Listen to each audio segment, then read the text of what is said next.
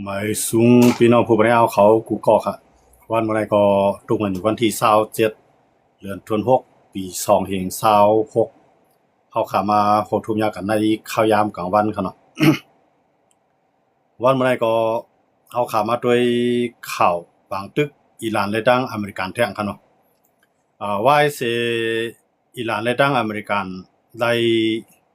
ลงลายมือกึดตึก MOU กันที่เมืองสวิตเซอร์แลนด์นั่นเลยทั้งสองฝ่ายก็มีข้อแลกหลายกันครับเนาะเหมือนเช่นอิหร่านก็ให้อเมริกันได้สายเตียนบันเงินอันที่อเมริกันเขายึดไว้นะครับเนาะให้ขึ้นปันขึ้นเงินเงินอิหร่านเขาอันยึดไว้มือหลาย10 ปีปนมาย่าก็ให้อเมริกันเขาเปิดปันเส้นทางการค้าขายเนี่ยมันจะมีรองแลกหลายกันหลายเจอหลายรองกันเนาะเหมือนเช่นอันข้อใหญ่ๆมันเหมือนเช่นอเมริกันก็ที่ตกย้อนให้อิหร่านใน1คือลือรองดาที่เฮ็ดเครื่องระงับนิวเคลียร์เนี่ย2มาก็ให้ปืดปังหลายข้อมูลอันนี้เป็นอันรองใหญ่ๆที่ทั้ง2ฝ่ายอยู่กันมาครับเนาะแต่มันได้มีอยู่หลายข้อครับทั้งหมดได้มีอยู่10ข้อปลายครับเนาะทั้ง2ฝ่ายทุกย้อนเมื่อวันเมื่อกว่าขึ้นปังกลุ่มที่เมืองสวิตเซอร์แลนด์ที่เจนีวานั้นก็ได้มีข้อตกลงกึดตึกข่าวดัง60วันครับเนาะใน60วันนั้นที่เป็นข่าวดังข่าวยามอันงบงี้กันแต่ที่เปลี่ยนปังกึดตึกกว่าไล่ข่าวยาวเนี่ยเมื่อนั้นก็เมื่อนั้นห่างไล่ใจกันเสียขึ้นถอยมาอยู่ที่เก่าแล้วก็ปืดปังหลายข้อมูลปืดปังหลายข้อมูลในตึกปืดเอาหลายวันได้ครับเนาะไล่หมอก 2-3 วันได้ก็วันมื้อใดขึ้นไล่มีปางตึกกันขึ้นครับเนาะอิหร่านได้ทั้งอเมริกันภายดังมื้อวานในอิหร่านเขาไล่ปืนเผาว่าภายที่ใครลัดผ่านปางหลายข้อมูลในตื้นที่ไล่มีการใช้จ่ายตั้งที่ตกลงกันว่าปางหลายข้อมูลในที่ไล่เรียนคือเหมือนเก่าเลยตั้งแต่มือไปมีปางตึกเตรียมไล่มีรองเก็บเงินภายเตรียมไล่มากุมกำที่ไหนให้เป็นน้านำสากลในครับเนาะน้านำของลุงฟ้าตอนตักกูเมืองบ่ดีกว่าอะไรโดยลดแล้วเลยมีการใช้จ่ายก็ในอิหร่านถ้าว่าปางหลายข้อมูลในหนังคือมันที่เรียนคืออะไรลดแล้วให้กูเมืองซื้ออันที่มาเรียนคือในปางหลายข้อมูลในให้จ่ายกาคุ้มครองปันติอิหร่านเนาะมันแสดงว่ากาผมลงมันให้ปันอิหร่านอเมริกันซ้ำออกมาเหมือนจะหนังพ้องต่างอเมริกันครับเนาะมาโครูบิโอออกมาลาดว่าอันอิหร่านที่เก็บขวัญที่เก็บเงินที่ปางหลายข้อมูลนั้นอเมริกันตื่นเตรียมยอมปันไรแล้วก็ตื่นเตรียมให้มันเกิดขึ้นก็ในอิหร่านก็ลาดว่าปางหลายข้อมูลนั้นมันตื่นเตรียมไรมีรองจ่ายแต่ให้พ่อขึ้นเหมือนเก่าเมื่อกับเพิ่นมาตื่นเตรียมเป็นไรดังที่ตกลงที่สวิตเซอร์แลนด์นั้นยินดีว่าจะได้ปึดปางหลายข้อมูลให้คืนในเรียนเลยลดแล้วนั่นค่ะเนาะก็มื้อวานในซ้ำอิหร่านในยื้อใส่คือต่างคู่ครองของสิงคโปร์เขาเนาะก็ในอิหร่านยื้อใส่มื้อวานในเพราะอิหร่านยื้อใส่เอาในก็ในอเมริกันก็มื้อในอเมริกันในก็ขึ้นยื้อใส่อิหร่านเขาเนาะลาดว่าอิหร่านในป่วนเปลี่ยนข้อตกลงทั้งสองฝ่ายในก็ขึ้นมากุมกำฝั่งหลายข้อมูลทางกำนึงมื้อในคือในก็ขึ้นกึดกว่าหมดแล้วครับเนาะมื้อจ้ามันได้ก็ได้มีจัดจึงนุภาเขาอันเฮาว่าอยู่เฮียนนะครับเนาะได้ควมกันกูไปภายเสียแล้วเอากวนลูกคือนะครับเนาะอันอยู่ในคือนั้นทั้งหมดได้มีอยู่หมอกหมื่นปลายเนาะคือกูเมืองครับเนาะมันค้ำไว้มือพ้องปางตึกอิหร่านได้ทั้งอเมริกันป้าทั้งอิสราเอลมือพ้องกันตั้งครับเนาะก็ไว้ใส่ปางตึกกึดกว่าเอาในคือในก็ได้มีอยู่หมอก7เปียกปากลำอันไหลเลียนรอดออกมาครับเนาะก็กวนในไปด้านออกมาหลายเสียงกับในอันเป็นสัจจึงนุภาพเขาซั่นว่าที่เอาคือเข้ากับต่อเอากวนอันอยู่ไว้ในคือที่เขาไว้ที่ปางหลายข้อมูลไทยออกมาเสียงๆน่ะที่มีหมอกก้นหมื่นปลายก็อันต่อออกมานั่นตั้นแล้วออกมาหลายเสียงคั่นเนาะก็ในพวกอีหร่านปืนผาว่าที่ขึ้นกุมกำขึ้นปางหลายข้อมูลแล้วคือลำไหลเลียนมาเลยอำลาขว้างอำสายเงินที่อิหร่านที่ยื้อก็ในคือสิงคโปร์ได้เลียนมาก็ในอิหร่านก็ยื้อใส่เต้กันเนาะยื้อใส่คือสิงคโปร์ปอยว่าคือยื้อใส่คือสิงคโปร์ซึ่งเมื่อว่าในมาถึงเมื่อในอเมริกาได้ขึ้นเอาเครื่องบินขึ้นเข้าตึกอันเป็นที่ดังตับซึกของอิหร่านหลายพื้นที่ครับเนาะเฮ็ดให้ทั้ง2ฝ่ายในขึ้นไล่เปลี่ยนปางตึกขึ้นครับอย่างเบอร์โดนัลด์ทรัมป์นั้นได้รับไว้ว่าสั่งเจอว่าอิหร่านนั้นเฮ็ดจอมข้อตกลงใน บางตึกในพร้อมแต่ได้เกิดขึ้นไรกูมือกูย่ำเนี่ยกำในอิหร่านก็รัดว่าในเมื่อเขาอุกกันลองแต่ได้ขึ้นตึกกันที่อย่างไรอเมริกันในตึกหลอกก็อยู่ย่านนั้นแหละไว้วางใจอเมริกันบางหลายข้อมูลเนี่ยก็ได้ขึ้นกุ้มกำขึ้นเนี่ยพวกเฮจันนั้นได้ก็บอกว่าบางตึกทั้งสองฝ่ายเนี่ยได้ขึ้นหาวเฮียงมากขึ้นกันเนาะที่อย่างไรอิหร่านในยาคอตกลงล่ะในเตรียมมาในบางหลายข้อมูลในมันจะอิหร่านก็มันจะของอิหร่านครับก็การมันจับน้ำนำของอิหร่านมันเปลี่ยนของว่าน้ำนำสากลน้ำนำสากลเนี่ยหมายถึงว่าก้นกูเมืองมีสุนเรียนคืออะไรรวดแล้วที่บางหลายในขณะยันเบอร์มันจะอิหร่านในกับคุดมันใจกับคุดไทยเป็นห้องเสเลยเฮ็ดให้คือในเรียนแหลมจังคั่นเนาะมันเปลี่ยนมาโดยสภาวะตอนตัดที่คือในเรียนกว่าไรโดยต่างซื้อนั่นคั่นเนาะพวกกระแทงต่างๆมันได้กดพวกมาที่บางหลายข้อมูลมันได้ซื้อเนี่ยกำในหลายๆเมืองในก็ย่อมคั่นเนาะที่อิหร่านในที่ขึ้นกลุ่มกำบางหลายข้อมูลในหลายๆเมืองในก็ย่อมเหมือนจังสิงคโปร์ในยากินต่างๆเพิ่นกันเนาะสิงคโปร์ในยากว่ากำในสิงคโปร์เนี่ยมันเป็นพันธมิตรเนาะเป็นอ้อยลีของอเมริกันก็ในอเมริกันก็เลยว่าอิหร่านในยากข้อตกลงก็ขึ้นดีขึ้นปืดบางตึกต่ออิหร่านนะครับเนาะเตรียมมันในอย่างไรโดนัลด์ทรัมป์ในมันขึ้นบางตึกกว่าล่ะในโดนัลด์ทรัมป์ในมันเป็นปัญหาภายในการเมืองของมันขนาดเนาะของเมืองอเมริกันย้อนเมืองอเมริกันเขาในมันมีสภานะครับเนาะสภาใดสภาหรือเขาว่าจำกัดอำนาจของโดนัลด์ทรัมป์ในจำกัดได้หมายถึงว่าหนังสืออำนาจประธานาธิบดีโดนัลด์ทรัมป์นั้นใหญ่ป่วนน่ะเตรียมอาณามันเตรียมเฮียงป่วนนั่นแหละให้มันเฮียหามไรนั่นค่ะเนาะแต่ว่าปกติเฮ็ดบางตึกในเมืองต่างในโดนัลด์ทรัมป์นั้นมันเตรียมเลยถามสภาค่ะเนาะในครั้งปักเปิงรักเมืองของอเมริกันเขาในครั้ง60วันนั้นอาณานั้นอยู่ที่ประธานาธิบดีสั่งการเลยเต็มที่ว่าติดตึกใส่เมืองไหลยี่ใส่ไผมันอยู่ที่ประธานาธิบดีว่าจะเป็นประธานาธิบดีก็อะไรก็ยาวค่ะเนาะก็การในขายามหมดเลยนะเป็นประธานาธิบดีโดนัลด์ทรัมป์ก็ในขายาม60วันนั้นก็มันก็หันว่ามาโฮมือตั้งอิสราเอลใช่ได้ทุบอิหร่านให้ยาว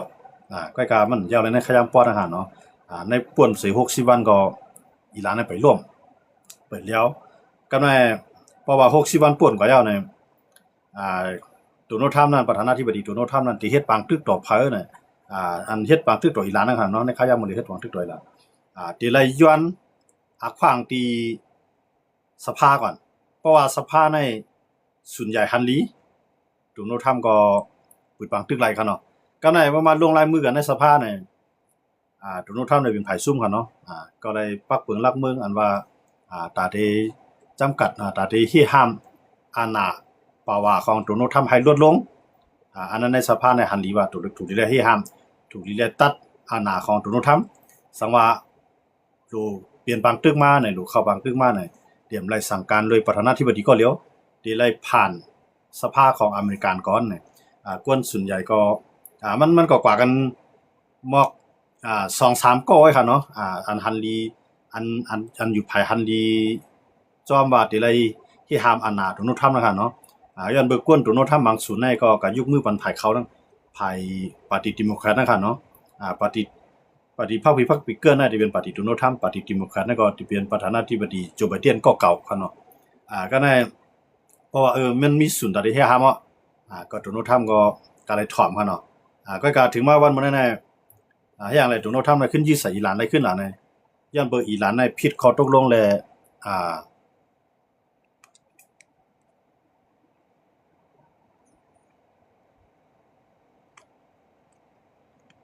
ย้อนเบอร์อิหร่านในผิดข้อตกลงและจังไรว่าประธานาธิบดีโดนัลด์ทรัมป์นั้นได้ขึ้นปึดปางตึกต่ออิหร่านทางกำหนึ่งนะครับเนาะเมื่อจ้ามันได้ก็โดนัลด์ทรัมป์ได้เมื่อนั้นว่ามันได้ขึ้นก็อย่าปางตึกในแล้วไปขึ้นก็อิหร่านนั้นมันย่อมขึ้นนะครับเนาะก็ในพออิหร่านนั้นมันย่อมขึ้นก็อเมริกานั้นมันมีส่วนแต่ได้มังแบบอิหร่านย้อนเบอร์อิหร่านในมาเฮ็ดให้กวนลุงฟ้าทบตั้งหยับเหมือนเจ้าหนังการต่อส่งน้ำมันในต่อส่งการกล้าตั้งขายในกูซิกลองนั่นนี่มันจะได้ลัดผ่านที่ปางหลายข้อมูลอย่างนั้นแหละโดนัลด์ทรัมป์ก็ว่าเฮ็ดคือก็ยาวปางหลายข้อมูลนั้นตื่นเตรียมไล่มีเจ้าของพาตื่นเตรียมไล่มาเก็บกินเงินพาตื่นเตรียมไล่มาเฮ็ดให้เป็นเพโดนัลด์ทรัมป์ในเหมือนว่าเกียรติเคมันกวนนักกำผานะครับเนาะเพื่อก็หลายๆเมืองในก็ไปมาซอยอเมริกันครับในขายามหมดเลยนะครับเนาะมันสิมีเหมือนเจ้าหนังจัดจึงฟ้าอยู่อย่างนั้นก็ที่เข้ามาต่อกวนแกต่อกวนนั้นค้ำไว้ในคือนั่นคั่นเนาะที่ว่ามันยาปางตึกเสคือนั่นเหมือนกันแล้วก็ คำไว้ในคือเนาะเข้าดัง 2-3 เดือนมาแล้วค่ะเนาะก็ในจะจึงลงภาพว่าจากที่เฮ็ดให้กวนในปอติรอดเพศเนี่ยจังไรส่งเฮียงกวนเข้ามาหลายๆเมืองค่ะเนาะเอาเฮียงเอาฮือในเข้ามาต่อส่งอันนั้นได้ก็มือวันนอนตั้งได้ก็อิหร่านในปันตั้งโฮมมืออยู่ค่ะเนาะพอถึงมาทางวัน2วันในอิหร่านในซ้ำยื้อใส่คือของสิงคโปร์เนาะอันนั้นก็ติดซาขึ้นเปลี่ยนบางตึกกันมากขึ้นผู้เป็นบางตึกกันมากขึ้นจังได๋ในอิสราเอลก็ตื่นได้ไล่เข้าป่าค่ะเนาะสังเกตว่าอเมริกาในปืดบางตึกในอิสราเอลก็ตื่นได้เข้ามาจิ้มจ้องหมดแล้วก็กันหมดเลยในอยู่ที่ว่าโดนัลด์ทรัมป์นั้นต้องได้สั่งสอนอิหร่านได้เนาะย้อนบ่อิหร่านนี่มันลาดว่าบางหลายข้อมูลให้เฮาได้กึดอเมริกันก็ยินดีเอาค่ะนะว่าที่ปันขึ้นเงินนั่นค่ะเนาะเงินนั้นมันประมาณนับเป็นเงินไทยก็จะมีอยู่หมอกแสนล้านค่ะเนาะนับเป็นล้านปองมันค่ะเนาะนับเป็น400,000 ล้านเนาะ400,000 ล้านเงินพวกนับเป็นเงินไทยค่ะเนาะอเมริกันในที่ปันใกล้กับว่ามันใช้เงินอเมริกันมันเป็นตะวันออกกลางเขานั่นค่ะเนาะเหมือนเส้นทางอันเป็นกาตาร์เขานั่นค่ะเนาะกาตาร์เขาในเมืองประเทศหลายๆเมืองในที่โฮมันเลยย่อมปันเงินนั่นคือปังตึกในที่ขึ้นลงกว่าย่อมปันขึ้นเงินอีหร่านก็ในอเมริกานั้นว่าเงินในเฮาปันขึ้นอยู่ก้วยกับอิหร่านเตเลยเอาเงินในมาซื้อ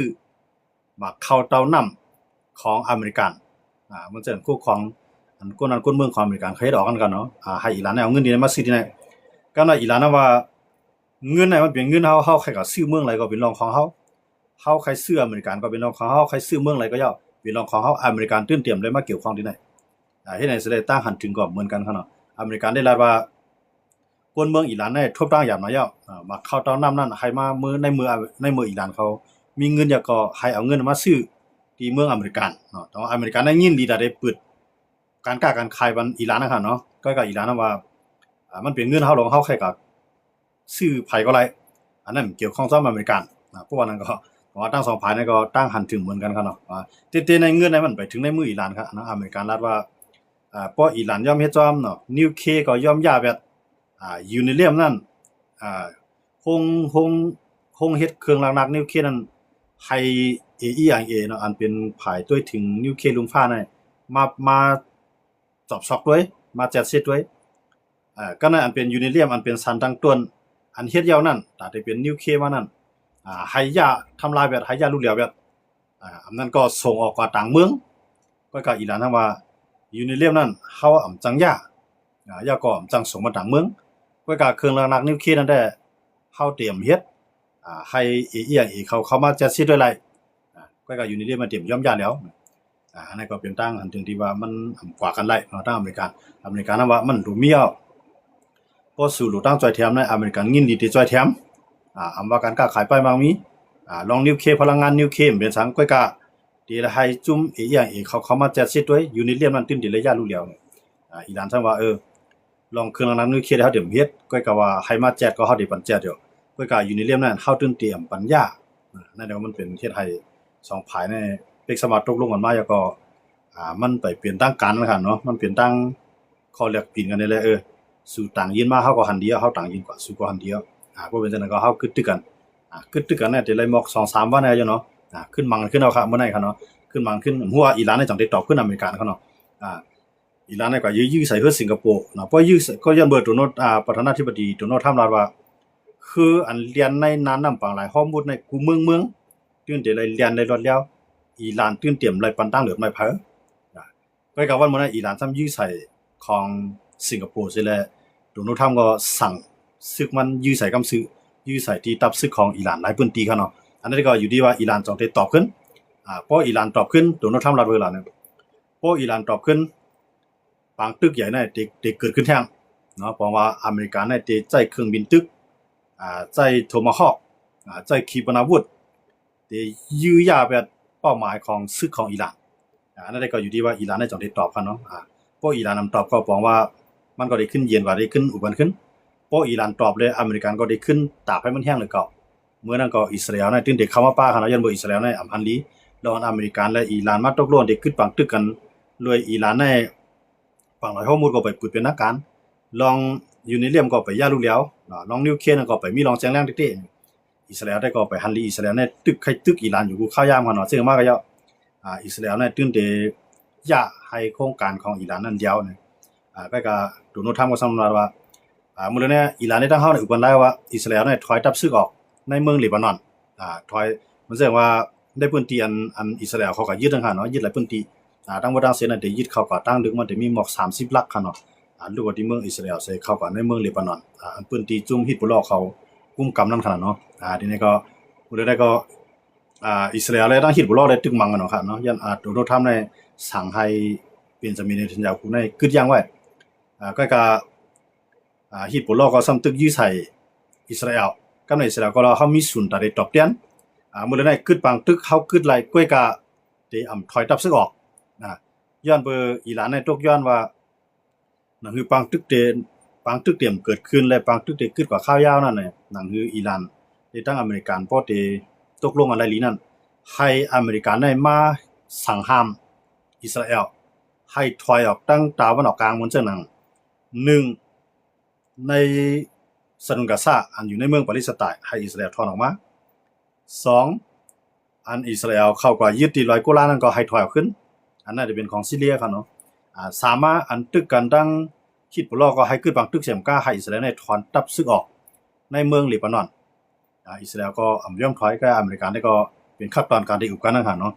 อิสราเอลได้เป็นนึงก็ไปถอยก็ในอเมริกันว่าเพราะว่านั่นคือมันจะเป็นสักดิ์ศรีหลักฐานแต่ได้เป็นบางตึกอันกึดกันกว่าข้าวนานั้นให้อิสราเอลได้เอาแผ่นดินอันจุ่มอิสราเอลทับซึกอิสราเอลเขาก็ยึดไว้นั่นเอาอาปันโลปองซึ่งเลบานอนย่าก็จะไปให้เป็นพื้นที่ฮิซบุลลอห์กำในอิสราเอลก็รัดว่างินลีตัดได้ปันลงปองซึ่งเลบานอนก้วยกะให้ฮิซบุลลอห์วางกองกลางกำในเพราะว่าอเมริกันได้ปันแห้งลงปองซึ่งเลบานอนอิสราเอลก็งินลีไข่อุบลงปองซึ่งเลบานอนก้วยกะลงปองซึ่งเลบานอนซ้ำกุ้มกำไรซุ่มฮิซบุลลอห์เนาะกำในอิสราเอลก็รัดว่าพวกนั้นก็เข้าหลงมาโฮมมือนั่งเลบานอนในดังอิสราเอลโฮมมือกันนี่แหละเฮามีฮิซบุลลอห์ก็ในอเมริกันก็รัดว่าพวกนั้นก็อิสราเอลในหนังคือมันเป็นนี่ลองซื้อดอกกันนั้นให้อิสราเอลเอาอาปันลงบองซึ่งเลบานอนเสให้ฮิซบุลลอห์ถอยออกอันนั้นก็ฮิซบุลลอห์ก็ย่อมถอยให้นั่นแสดงว่าในปางตึกในอิสราเอลเลยดังฮิซบุลลอห์นั้นก็ยังตึก10เขาบักตึกกันอยู่นั่นคั่นเนาะก็ตึก10เป็นบักตึกเขายังว่ากับในอิสราเอลนั้นมันย่อมจริงล่ะเนี่ยพอให้มันถอยดีเลยโกลานอันที่มันก็ยึดที่ซีเรียอันนั้นก็มันก็ย่อมถอยให้ถอยดีปาเลสไตน์อันอยู่พื้นที่ฮามาสเขากุมกำนั่นอันนั้นก็อิสราเอลก็บ่ยอมถอยขนาดย้อนเพราะอิสราเอลเป้าหมายของอิสราเอลนั้นฮามาสตึงโดดได้บ้างกองกลางฮิซบุลลอห์ตึงโดดได้บ้างกองกลางอันนี้เป้าหมายของอิสราเอลขนาดฉะนั้นได้ว่าอิสราเอลก็ไปด้วยเงาลายหลีจังล่ะเนี่ยเพราะว่าอเมริกันและอิหร่านมันกันได้เป็นพ่อนิดาอิสราเอลย้อนเบอร์ที่เฮ็ดให้ผู้เขียนของอิสราเอลนั้นอ่อนๆลงนั่นขนาดเนาะว่าเพราะด้วยตัวโน้ตทำได้เนี่ยเมืองต่างในมันได้ว่ามันได้เกี่ยวข้องลองยูเครนว่ายูเครนเฮาเต็มจอยยูเครนก็โลย่อมซุ่มแผ่นดินเสียอาปันรัสเซียล่ะมันได้ว่าในเมืองต่างกันเนาะก็ในตัวโน้ตทำในด้วยหันว่าอิหร่านและอเมริกันในเรียบได้คือกันหลายก็ในตัวโน้ตทำก็ออกมาว่าซิลินซิกี้ในเป็นคนแก้แค้นในปางตึกตีขึ้น10ซอยซิลินซิกี้เพราะว่ารัสเซียเนี่ยย่อมคือปางตึกแต่ว่าตัวโน้ตทำในเพราะมันเกิดปางตึกต่ออิหร่านก็มันก็ได้กับปัญหายูเครนก็ในเพราะว่าอิหร่านในขึ้นยื้อมันขึ้นน่ะเพราะว่าอิหร่านในขึ้นยื้อใส่ฮือของสิงคโปร์เนาะอเมริกันก็ขึ้นมายื้อใส่อิหร่านลองตัวโน้ตทำได้ก็จอยยูเครนนั่นก็ได้ขึ้นกึดย่างไว้นั่นขนาดเนาะแต่ว่ามื้อนั้นมันได้เป็นปางตึกหน้าใหญ่อยู่2หน้า